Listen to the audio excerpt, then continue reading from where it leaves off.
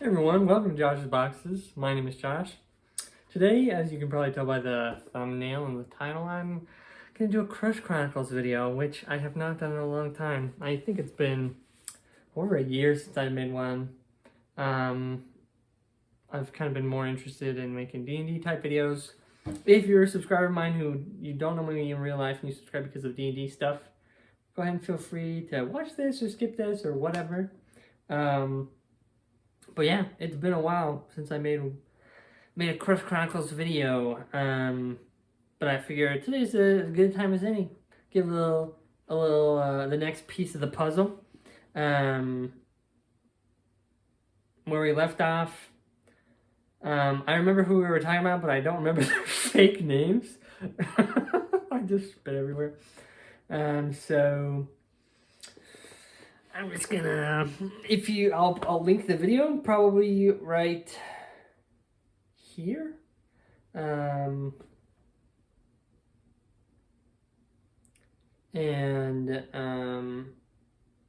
Maybe up there. It'll be up there. The last video, you can watch the last one. But we're at the end of 8th grade. I was just in kind of a situationship with this girl whose fake name I don't remember. And it ended with lots of drama. And that's where we left off. The very end of 8th grade, after all this drama stuff had kind of settled down, I started liking this other girl whose name was also Lucy. The first girl that I talked about was named Lucy. This girl has the same name as her, but it's a different Lucy. So we'll call her Lucy too. And so I started talking with her in classes. I had an English class with her and a wilderness survival class, which was one of the best electives I ever did in middle school. Was wilderness survival. So we were in a couple classes, and we signed each other's yearbooks, and both of us left our numbers in each other's yearbooks. Not even planned. I just left my phone number. Hey, we should stay in touch. And she left her phone number. Boom! So that was kind of neat, kind of fun. We texted a little bit over the summer break, and then just kind of stopped. I don't remember who stopped texting who first. And it wasn't like a planned thing. It was just like a... And then I saw her in 9th grade. It was kind of awkward. It just felt awkward to talk to her. I don't know. Kind of weird. Man. And then 9th grade, not a lot happened. Not a lot of juice to give you guys. Sorry. That lemon does not have much to squeeze because there was girls that I liked, but not a lot happened. Like, I like this one girl who my buddy liked, my buddy Logan. And he worked with her at this little store. And I stopped liking her. And I don't think they ever turned into an item or anything. Yeah. I think I skipped to like 10th grade. Because 9th grade just didn't have, kind of... thinking that these different girls were cute. Now that I'm in high school, vibes are a little different.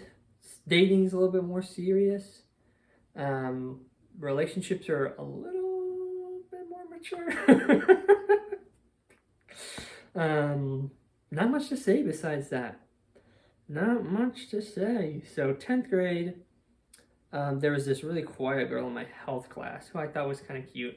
And I noticed that she didn't sit by anyone in lunch. We'll call her Teresa. And I sat with Teresa a little bit in class, talked with her a little bit. She was very quiet, very super quiet. But I thought she was cute, and I wanted to get to know her better. And so I was going to invite her to sit over at our lunch table so she wasn't sitting by herself. And the day that I decided to do this, I also had forgotten to wear deodorant to school.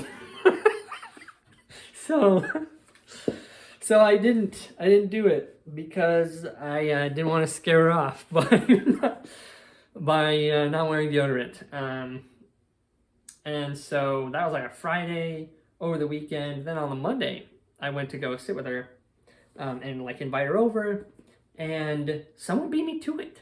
This guy named Fernando beat me to it, and I had kind of a weird kind of friendship association with Fernando because like we had been in classes together and like a lot of we'd done school projects and stuff, but he called me Blinky because I do the like I have a tick where I blink really hard sometimes, and he called me Blinky, and I hated that. I think he thought that like it was like, oh, we're chums and we're buddies, so I'm making fun of you kind of as like a little, a little joke thing, but we weren't at that friendship level, so it just felt mean to me, calling me Blinky.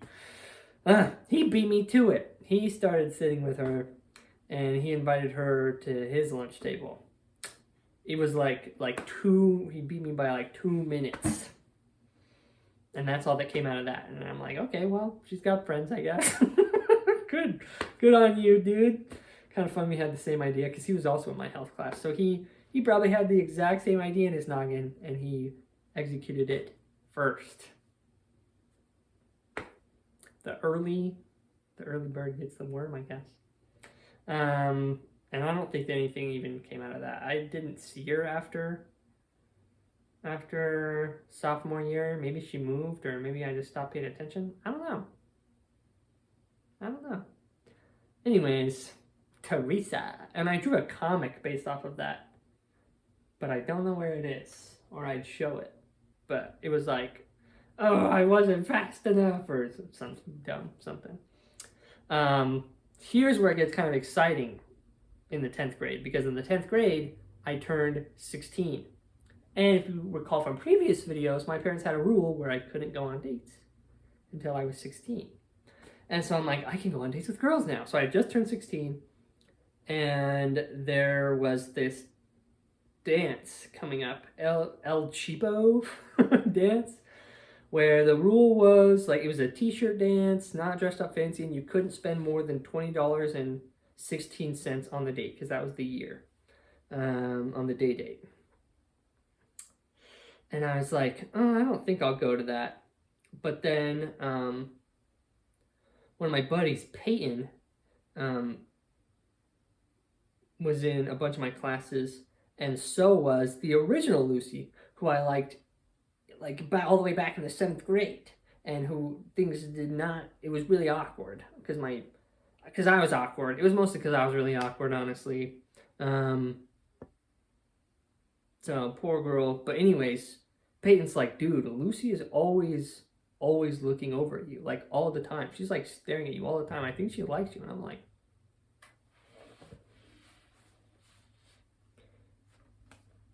huh? What? And so I started paying attention, and it's true. Like, I could see her looking at me, like, kind of like out of the corner of her eye, kind of thing, all the time. I don't know. A mystery to this day. I guess we'll get to that. She's like, you should ask her to the El Cheapo dance. And I'm like, all right, okay. So I didn't know that usually you do dance proposals with posters and little, sayings and food and stuff. So I just summoned all the courage in my body, because I was so socially anxious. But I summoned every ounce of courage I had, and I walked up to her and I said, Lucy, do you want to go to the El Cheapo dance with me? And she said, I don't know what date it is, but okay. And we traded phone numbers, and she had a dance thing that day. She was on the clogging team, which, if you don't know, is like kind of like tap dancing.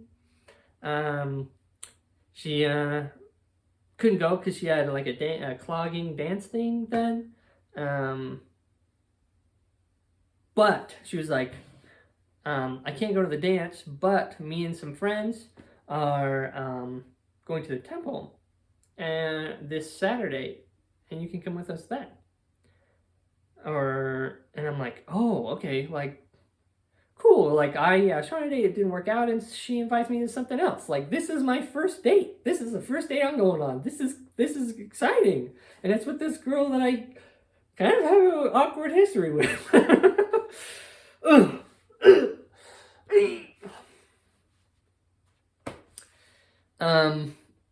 I was not prepared. I was not prepared. Let me tell you. The guy who organized this date, Jake, cool guy, but he wanted to see the temple at 5 in the morning. If you don't know what I'm talking about, I'm a Latter-day Saint, and we have these religious buildings called temples that you go in and you do like religious ordinances, rituals, I guess, and they're like these big, beautiful, usually white buildings. And he wanted to go at 5 in the morning because they put lights on the temple, so it like glows at 5 in the morning, and that's like the earliest you can go. And so my first date was at 5 in the morning.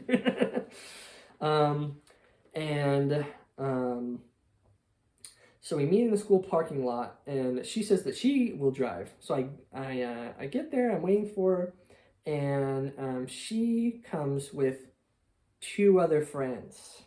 And there's a friend sitting in shotgun. So I sat in the back with a different friend. And I'm already like, maybe this isn't really what I thought it was. And they talked about clogging and orchestra and skiing the whole drive up. And I didn't do any of those things, and I wasn't socially intelligent enough to ask questions, so I just listened to them and didn't say anything. The whole like 20-minute drive from our high school to the temple.